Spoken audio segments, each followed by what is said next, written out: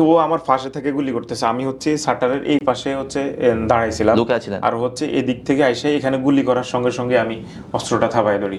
আচ্ছা এবং কি আমার এখানে এই যে দাগও আছে, গুলিটার মাথা তখন অনেক গরম ছিল, আচ্ছা আচ্ছা। এখানে আমার গরম যে সেটটা এটা লেগে যায়। তারপরও আমি গুলিটা ছাড়ি না, ও আমার মাথায় এই জায়গায় লাথি মারছিল, এই জায়গায় লাথি মারছিল, আমি নাকে এবং মুখে এসব জায়গায় ব্যথা পাইছিলাম। তারপর ছাত্রদের ধাওয়ানির কারণে ওরা অস্ত্র থুয়ে ফালাই যায়।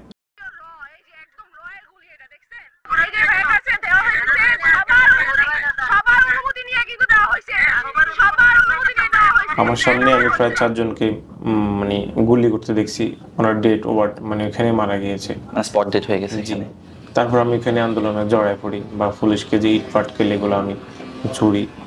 এক পর্যায়ে আমি আন্দোলনে গভীরভাবে জড়ায় পড়ি। বৈশাখী সরণিতে বাড্ডা থানার ইন্সপেক্টর, আমি ওনার নামটা জানি না, উনি লোকজন বলছিল যে উনি ইন্সপেক্টর বাড্ডা থানা, উনি প্রায় 20-25 জনের মতো পুলিশ নিয়ে উনি আমাকে ডাক দিল পিছন থেকে।